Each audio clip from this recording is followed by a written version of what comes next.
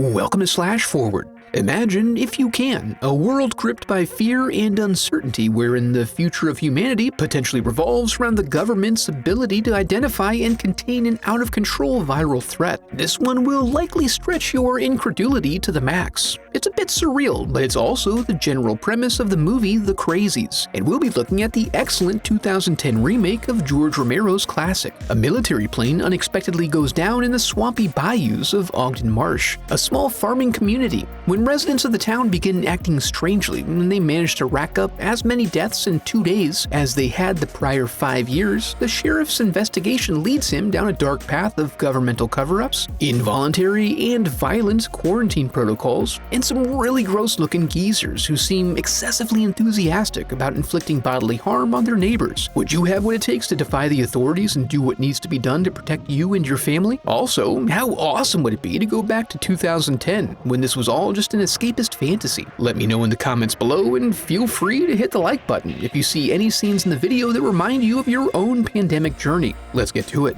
We open just after the ending of Straw Dogs as the fire rages, and pan across to find an entire town afflicted, before flashing back 2 days to much calmer and happier times out on the open plains, as the gentle and well-meaning residents of Ogden Marsh go about their business blissfully unaware. Here, Becca asks her boss, Dr. Dutton, if she can clock out early so she can meet up with her romantic interest, Scotty, at the game, where everyone in town is kicking back and watching the boys smack their balls around. Sheriff David and Deputy Russell are just soaking in the raw talent on display when a problem presents itself in center field. It's crazy Rory up to his old shenanigans again, like wandering into the middle of a junior baseball game with his shotgun. The primary difference in this particular situation is that he means it this time. The sheriff tries to talk him down, but he seems to be in a fugue state that clouds his understanding, forcing the lawman to take the shot. The camera then pulls back to the extreme, showing that this is being observed by a higher power. At the funeral home, the medical examiner confirms it'll be a while before the tox screens come back. David goes out to apologize to the family and try to explain himself. They are rightly concerned about how this will be presented to the public, as while Rory is known for being a drunk, they insist he's been sober for 2 years, and they don't cotton to liars. Later that night, Dr. Judy awakens to find her bed empty, so she passes the nursery in search of her boo, who's outside planing the bejesus out of a wooden plank, trying to expunge the memory of what he done. We then get further implication that Judy is either with baby or that she ate a monster burrito for lunch. The next morning, they try to get back to normal business while inundated with calls from news outlets. Then the ME calls to confirm there were no substances inside Rory, other than the normal substances we all have inside us. In light of this information, David goes to relive the tragic event in his mind and discovers that Ben forgot to go home after the game.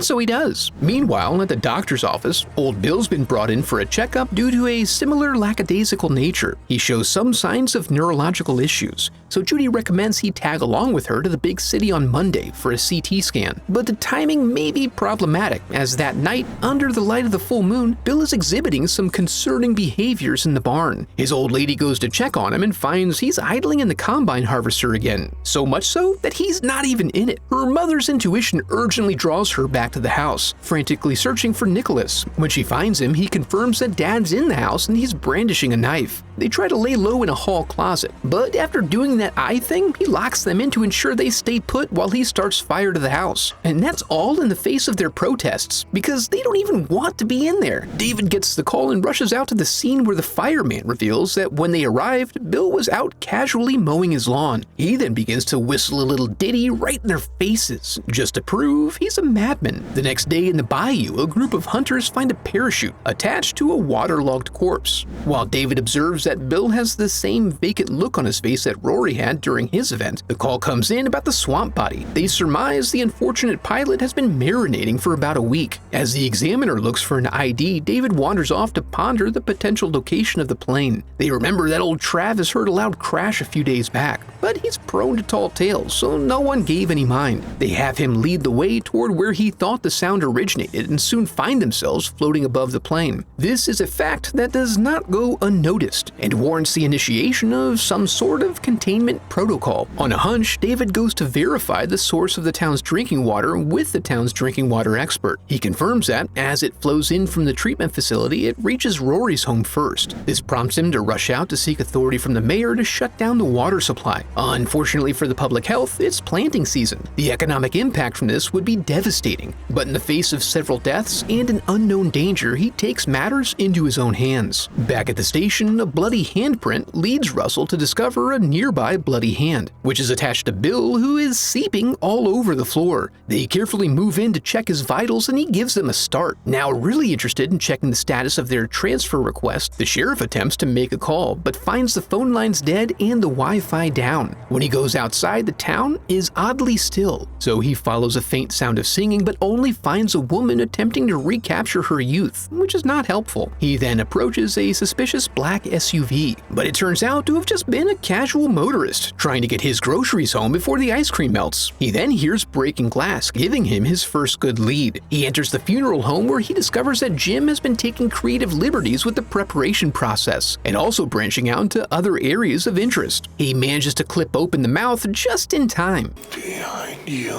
to get wanged with a rod. The two men then get into a brawl that concludes with Sonny Jim wishing he had sprung for the cordless tools, and David elated that he didn't, in multiple ways, as he very nearly gets vasectomied, but avoids this thanks to your boy Russell, who's always looking out for his homie's ballsack's back. At home, he tries to convince Judy to take a vacay, but they're interrupted when she sees someone outside, somehow. He ventures out to check the barn, but other than his pinup girl calendar missing, it all looks fine. He then hears Judy scream and rushes out to find he's being rounded up, along with everyone else in town, all of whom are being chauffeured to his central command center. They're unloaded and herded through medical screening tents where tensions run high. Judy assumes they're trying to contain some sort of virus, but answers are not forthcoming. And then Judy is discovered to be running a bit hot, resulting in her getting dragged off without notice. She ends up at the school, which has been reconfigured into a quarantine facility, where the officials are indelicately managing the virus. David wakes up in a truck and learns how the hogs feel before they're unloaded for identification and release. Back at the camp, it's revealed that the fire department has decided to make a move and use their standard issue machine guns to instigate a counterforce. Meanwhile, back with the clean ones, Kevin reveals that they have the entire town sealed off and are shooting on site. Given this, he's managed to make peace with the newfound absence of his wife, but David begins to formulate a plan. He somehow manages to avoid any barricades and infiltrate the police station. He then wastes no time in retrieving his trusty revolver and also finds that Russell escaped in the fence breach fiasco. David insists that Judy is only running hot due to being pregnant, so they lock and load. At quarantine, the officials evacuate due to the breach as the encampment is overrun by the infected. Judy finds herself still strapped down and then notices that she's not too far from Becca. It's gonna be all right.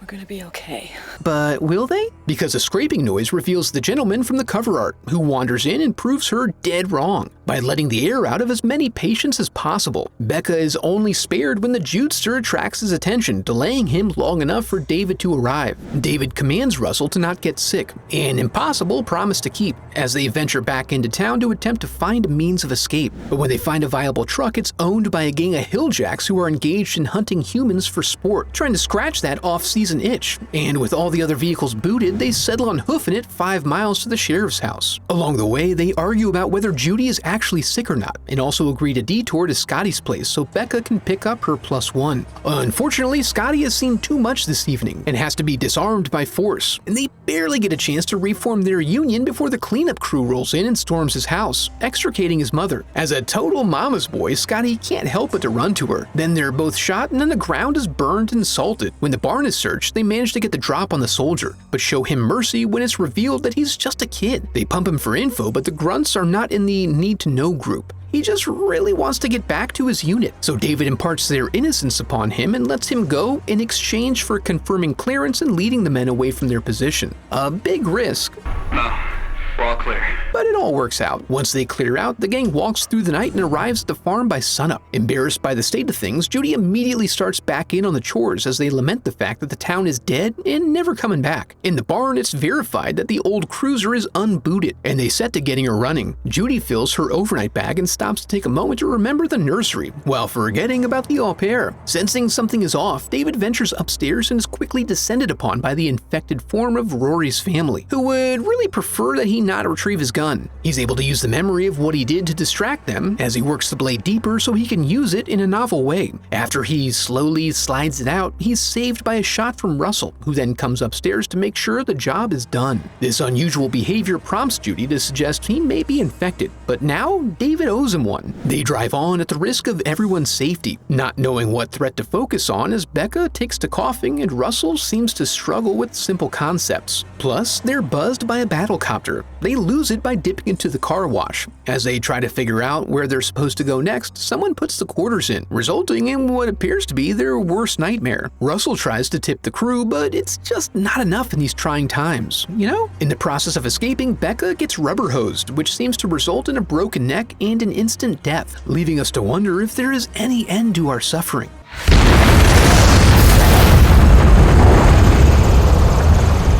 Once they're all cried out, they head down the road scavenging for whatever they can find. Then an SUV approaches, and as David confronts them with the intent to commandeer, Russell approaches intent on revenge. Upon questioning, the lone survivor comes right out and acknowledges the plane was carrying the Trixie virus, an engineered bioweapon, but he swears it was on its way to the incinerator. He confirms incubation takes 48 hours, and since it's now day 3, they assume they're in the clear. Unfortunately, any remaining information gets blasted out of his head, leaving them to guess the answers to any other questions they had. With this most recent act of unhinged violence, they try to calmly relieve Russell of his rifle, severely hurting his feelings and leaving their relationship in tatters. Without any real options, they then continue wandering, being sure to keep to the road. After a while, David decides to go for broke and approaches Russell under the auspices of wanting to just have a chat.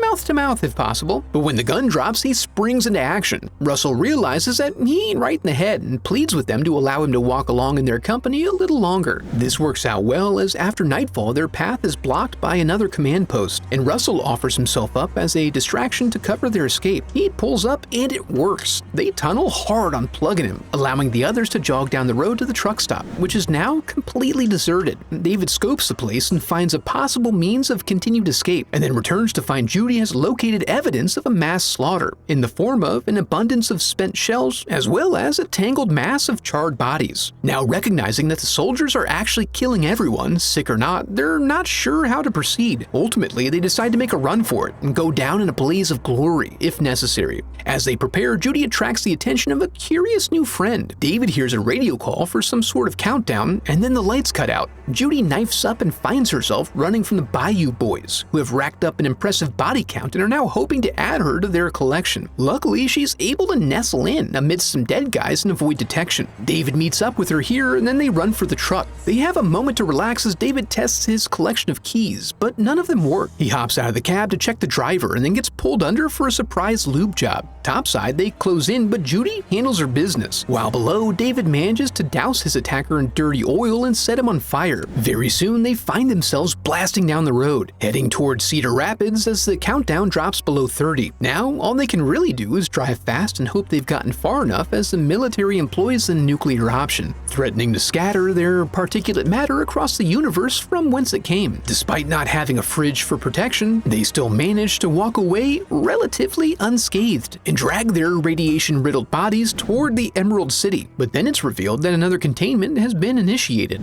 I don't feel like I have a lot to say about the Crazies. It's just a good all-around movie. It's got some suspense, some gore, it's well-paced, and all the pieces fit together. But it doesn't come right out and tell you everything. It's not bogged down by long blocks of exposition to explain where the Trixie virus came from, how it works, and what they're doing about it. This is all revealed over time as the characters proceed through their story arcs and learn more information as they go. Also, it has Timothy Olyphant, who always puts in a strong performance, as well as a full cast bursting with seasoned character actors. This movie also falls into that fun category of seemingly far-fetched but somewhat believable film premises that, over a long enough period of time, turn into a perfectly reasonable and fully believable plot, in that the events depicted are, to some degree, happening as current events. I think I said fun earlier, but I may have meant depressing or demoralizing. But I guess that's dependent on the individual. It just goes to show how poignant and universal Romero's earlier work was. Do you think this movie or its original was overlooked? And what film do you hold as Romero's most impactful? I'd love to hear what you think in the comments below.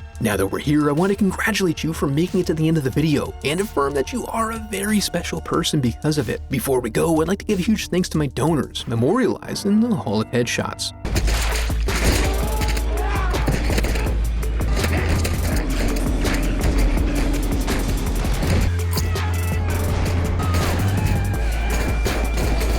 I have a website set up where you can support the channel through donations or merch. Any donation unlocks a growing collection of uncensored movie recaps. And if you enjoyed the video, I would love for you to become a part of the channel by subscribing. Thanks for watching.